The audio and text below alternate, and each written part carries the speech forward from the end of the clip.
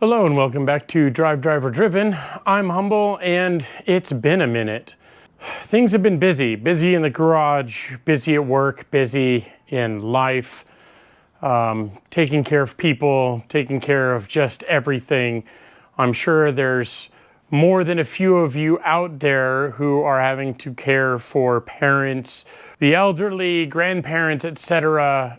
If you're my age, if you're a Gen X person, like we have a lot on our plate, so bear with me.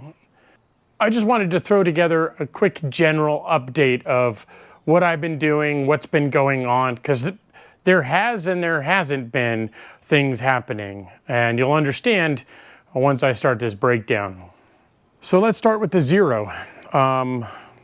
It still continues to give me problems, and it still requires some troubleshooting, and I'm still not down to the end of it. There's kind of multiple things that are going on that are masquerading as a larger problem in a trench coat, and I'm just trying to sort them out one by one. So the big one was the timing on the engine. So when I built the engine the first time, everything seemed fine. We were on the dyno, we noticed a weird sort of breathing issue up at the top end.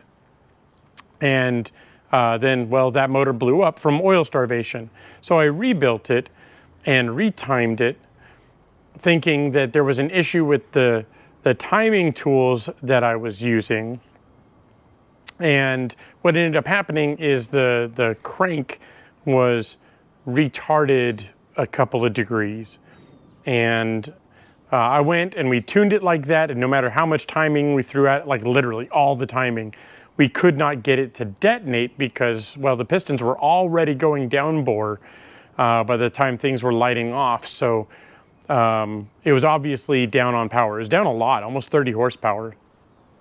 And so I brought it back home. At the time, I had the original exhaust on it. I put the hater pipe back on with the glass pack, just to see if it was a catalytic converter that was plugged or coming unraveled. This has happened on these before, and that wasn't it. And so I went through and I retimed the engine, and I put back the old tune from the original dyno session. And even that seems better than previously before this most recent dyno trip, but it also tells me that its timing in the ECU is off, and so I need to go in for a tune once again. But I verified the timing, it's repeatable, and that's what's most important, because these engines are loosey-goosey. The timing can be whatever it wants to be before you lock it down.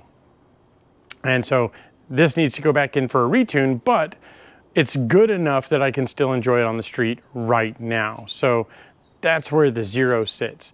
We were trying to troubleshoot what may have been a fuel pump issue or something like that.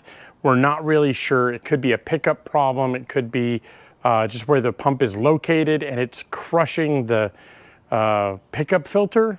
So I've done a couple things to try and fix that by rotating the pump in the tank. And the last drive I took, it seemed okay. But we'll see. That still remains to be sorted out, or at least verified. We'll do the Ultima next. You can see she's nice and shiny. She's kind of surrounded by crap here in the garage. She's been sitting a lot for mostly one reason, and that is to do with the electrical. I have a big boy alternator on this, 300 amp alternator from MechMan. It doesn't seem to be keeping up with the power steering and the electric AC and the engine and everything else. The fans on the front, there's a lot of electrical draw, and it just can't seem to keep up. And I tried a fix recently, which is to put basically a resistor in line in the sense line on the alternator, which forces it to kick up the voltage, but it didn't work. I still see 14.4 volts initially, but then over time, it gradually decreases down to 13 and then 12.5, and then we're barely keeping the battery at float. And I have a suspicion that it's actually the BMS inside the anti-gravity battery that is limiting voltage out to manage the alternator, which is trying to jam voltage into the battery. And so I pulled out the old battery, the PC1100. I've got it on the charger now. And what I want to do is I want to slap it back in and see if I get, the high voltage that I'm expecting, 14.4 volts or 15 volts the entire time, which is what I should be seeing with that mod on the alternator. And if that's the case, then I have my smoking gun. It's the anti-gravity battery managing the alternator, trying to manage the battery. So if that's the case, there's some additional steps I'd like to take, but we have to see what happens when I swap the batteries. So that's coming. Now for the mini elephant in the room, the MK. The MK has been a huge thorn in my side, but not for MK reasons. It's for Haltech reasons. I'm going to blame some of it on me, some of it on my expectations, and some of it on bad parts. So this goes out to anybody who's looking to use an Elite setup with a PD16, or you may find similar problems with a Nexus system, but because it's simplified and these two units are combined, you're not going to run into this specific issue. And that issue is the PDM is not standalone. Contrary to all my experience with other PDMs to date from Motec and AIM and so on, the PD16 is not standalone, and you can't treat it as such.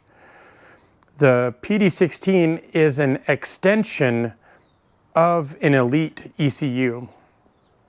So even though this is handling all your power, it still needs to turn on the Elite, which needs to turn on the PD16.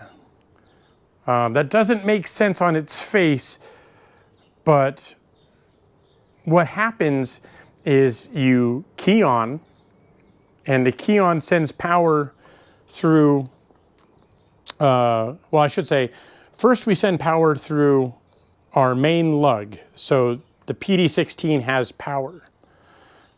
These two wires are attached to our key. So when we key on, that sends a signal to the PD16 that it is on. And so this now has voltage, and it activates the CAN network, providing data and power. So that's this guy here. Now, I had this connected through our CAN hub and our ECU plug, which is on the other end of this guy, down here on the same CAN hub, and it doesn't work. And I couldn't figure it out. I couldn't figure out why the Elite wouldn't turn on, and that's basically what it was. I followed the instructions from Haltech, which says to, you link a couple of things, a couple of wires here in the plug, which tells it that it's, technically, that tells it it's being powered by a PD16, and to get its signal from that. And everything is great, except for one wire on connector B, which has to have 12 volts. That's your 12 volt source. And that's what tells the Elite to turn on. And what I had missed in the instructions is that you're supposed to wire that wire directly to the CAN power wire from the PD16, because as soon as it powers up, that'll power up the Elite from the CAN bus wire. And then the Elite will then send out CAN signals which control the PD16 to open up the rest of the circuits. And that's not very clear in its function through the instructions on both the Elite and the PD16. To be fair, in the video that they shoot where they talk about, cutting the wires from the harness and wiring it to the PD16, they do state directly to wire it to the CAN power wire from the PD16. But that's not mentioned in the documentation. And so that was my only clue. Once I did that, everything powered up as normal, mostly. I should say the Elite powered up and the PD16 powered up, and they were talking to each other. Well, I should say they powered up, but they still weren't talking to each other. So then going through some troubleshooting, I connected the two together via CAN, and they started talking to each other. That problem resolved. But it didn't resolve the issue with these CAN hubs. Well, cutting to the chase, a lot of troubleshooting later, a CAN hub tells me that you should be able to plug into any port, and the rest of the ports should be extensions. That's how hubs work. In reality, these two ports on this upper unit are dead, and this bottom port on the end here on the bottom unit is also dead. These two work and they'll talk to each other, and these three work and they'll talk to each other.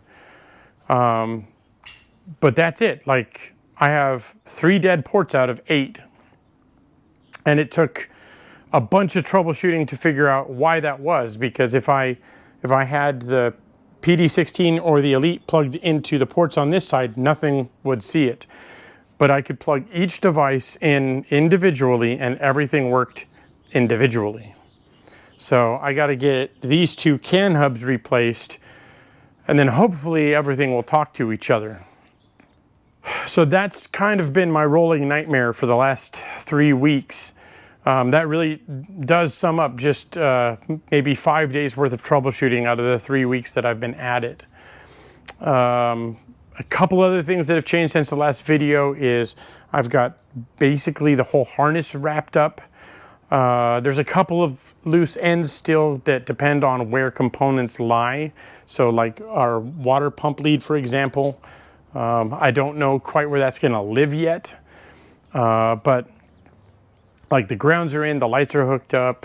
I'm still sorting out a couple of things for the dash, which is I'm trying to make the e-brake warning light work, but all the buttons on the steering wheel setup work, all the wireless buttons work as they should, our CAN pad buttons work as they should. Coming around the car here, my nice tool holder. Down here you can see this is a temporary setup. It'll go up on the dash, but I have our main battery cutoff and then our ignition just kind of dangling here for the moment. I'll figure out where to put those on the dash later. This is our turn signal and our wiper connector. This is another thing that I have to sort out, is our wiper wiring, or the motor wiring. But yeah, following the wiring tucked in nicely down the chassis tube into the back here. I have plenty of heat shrink, but I kind of screwed up the order in which I did things, and so I just reverted back to Tessa tape back here. Not ideal, but I'm so tired of wiring, and I honestly think that, you know, there's a number of people who get it. Like, I'm done. I want to move on.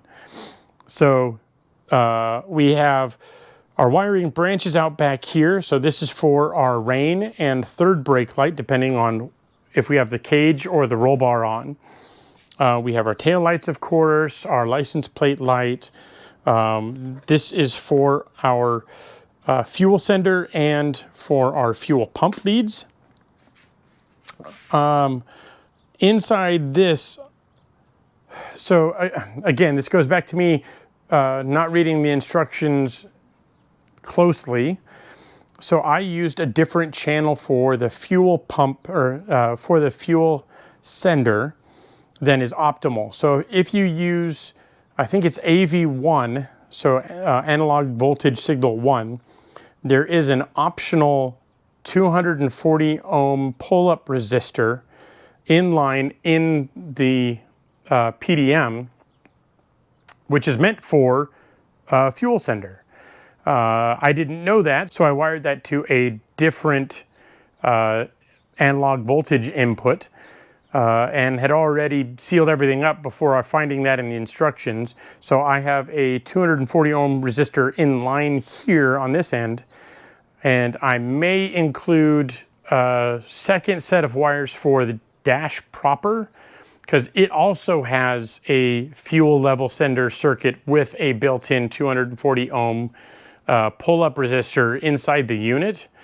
And I think that's a good fallback if this one fails, because it's a really small resistor in a vibration prone area. So I did what I could to reinforce it and make sure that it was not going to move around too much, but you know, this whole car is noise, vibration, and harshness embodied, so I don't have a lot of faith that that's going to stay unbroken. We have our, I decided to move our fuel pressure regulator and filter and return back against, I guess, our rear bulkhead there, which will sit behind the rear tub. It makes a little bit of plumbing back here that has to come out and around, but it was convenient to tuck it back there and then just have a direct shot down and forward with our fuel line, which is going to be coming soon because I'm so done with wiring. I just want to do anything else. And speaking of, with the rear tub, that's why the roll bar is often sitting over there at the moment, is I have to pull these guys off and trim them back so that the rear luggage bin can fit down in this area. Rob had to do the same kind of modification, and actually I had to modify them over here so it'll look similar to this, just trim it up to give enough clearance. So last but not least, I have, well, the shifter I'm going to start with, and this may be the one I keep. I don't know if I'll keep this shifter ball necessarily, but this is from Miata shifters. It's just a basic 5-speed, but what I like about it is it's got a raised fulcrum, so it's technically a short throw shifter. However, they've lengthened the shaft and they give it a little bend here to bring it closer to the wheel. And so from like first gear, literally, your hand is right there. So if I use my right hand, if I can do this on the wheel, first to second, and again, not far to go. And then up into third, fourth. It's a really, really good feel. And I'm honestly kind of jealous that I don't have this setup in the Zero, because this feels really, really good. Right now I have this kind of heavy shift ball or shift knob, whatever, which has some weight to carry momentum into the throw. That'll be replaced with maybe something a little bit smaller, a little bit lighter. But I just needed something to put on the end of the shifter for now. But 10 out of 10. I really, really like the shifter, and I cannot wait to wheel it in anger. I lied, there's still more going. More updates. So as you can see, I've got our battery mounted up against the firewall here. What I did was I wanted to keep with this kind of black and yellow theme, and this bulkhead was, you know, all yellow, and so I found this I don't know what it is. It's like a cutting board material, It was a 1x1 square that I trimmed to fit around the cage and everything, and then bolted through that board into the back side to space the battery off so I could hang the battery up on the firewall like this. And then it would clear our dry sump tank on this side. And then the dry sump tank can sit upright now. It's mounted, it's loose, but it's mounted up on the firewall and everything clears like it's supposed to. And now that location is set, I can really focus on plumbing, so our fuel and our oil plumbing. So those are the really big ones. So it's another pointing, talking video, but it is what it is. I haven't been in the mood to film just with everything going on. I've been out having what little fun I can while I can, so going out for bigger drives here and there, the British Steel Rally, which was a lot of fun. I'm trying to organize a fish and chips run for sevens in the Bay Area on 7/7. And if you're interested, leave a comment below and I'll get in touch. We have a handful of people interested now.